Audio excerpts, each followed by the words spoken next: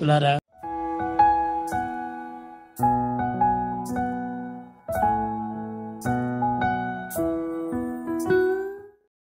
Right here in this Vrindavan, a student few years senior to me, I think this will be a good way to start, not my experience, but when I was sitting here just 5 minutes back, this experience suddenly struck me. This boy's father was, as he described it, many of us know about this story, but few sentences before we begin into this story. He describes his father as an Agnihotri. You know who's an Agnihotri? Just now a yajna has completed here, a massive, thrilling yajnam. He described his father as Agnihotri, telling that he would smoke only 100 cigarettes a day. And his problem was that his father would never give up smoking. And therefore, he goes to Swami and tells Swami, please do something to my father. Please stop this habit. And Swami very casually remarked something, after which, when he called his father, Swami called his father was a devotee, mind you. I mean, by devotee we mean within inverted comma. We all of us call ourselves as devotees, students, etc. The definitions of which are not easy to understand. So he was called and Swami told him directly, look here, if you don't give up smoking, Swami threatened him verbally, I will stop talking to you. Now he was a devotee. He had love for Swami. That's one thing which you have, something which can save you. He had it. And Swami says, I will not talk to you. Point number 2, I will not look at you. And point number 3 is where I wanted to begin. Swami said, if you don't give up this bad, dirty habit, I will see to it that you will not be able to think of me. Amazing, amazing. If we have the capacity to sit and listen to His glory, if we have the ability to think of Him, please be aware that He has willed it, or rather that He has allowed it. For without His permission, we cannot think of Him. How many thousands and millions of people are there right out there on the other side of this wall? Unmindful, ever engaged in their daily activities, not having a moment to be able to think of Him, possibly because of some or the other pressing engagement which they feel is not giving them time. Behind the scenes is the hand of the will of God which reacts to your own actions, which reacts to your own doings. Here was Swami who revealed it in the case of of a devotee, that yes, if you continue on these bad ways, I will not even allow you to think of me. Just imagine. That's what it means.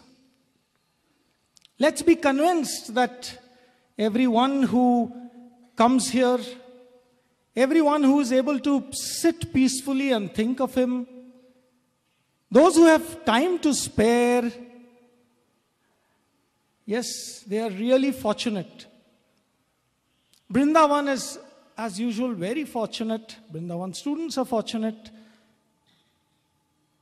Every other day, every month, in so many different ways, they get opportunities to think of Him. Surely that must be His will. Or else, how is it possible?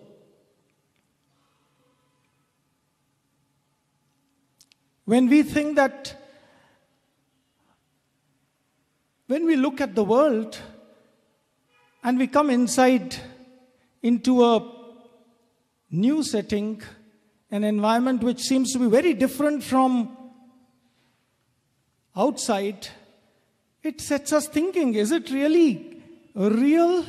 Are we experiencing the same world in which millions and billions are living? Is he the director of this grand play? And in what way? Is his hand really behind so many things which are going on in this world, in this universe? Yes, we'll need to think about it to be able to come to some conclusion.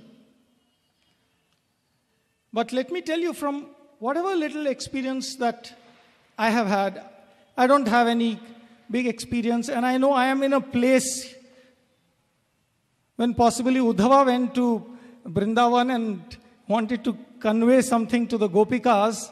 He was humbled.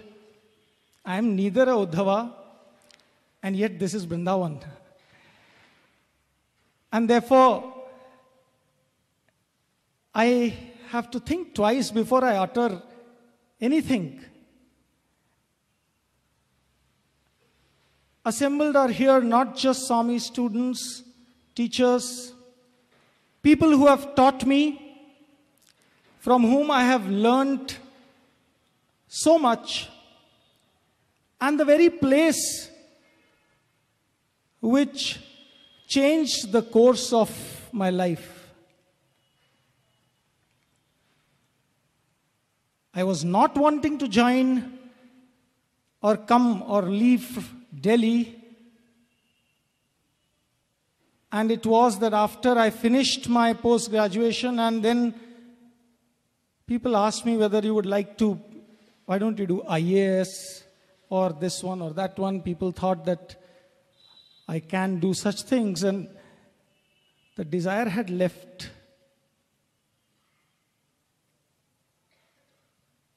So Vrindavan is not just some place. Lots of things can happen to you if you allow them to happen. And nothing may happen to you if you just sit.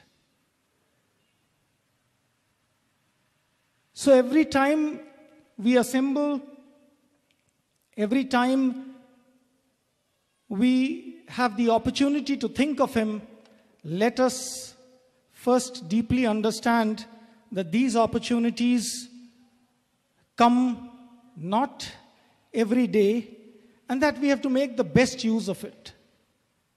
The presence in which we are sitting is the omnipresence. It is not Vrindavan presence or Prashanti Nilayam presence. It is a presence which is felt by yogis right on the peaks of the Himalayas, a presence which is felt across the oceans, far away in Alaska, or far away in the Fiji Islands, in Japan, everywhere, without physically that presence having moved to all these places. Yet he is there directing, the control, the manager. My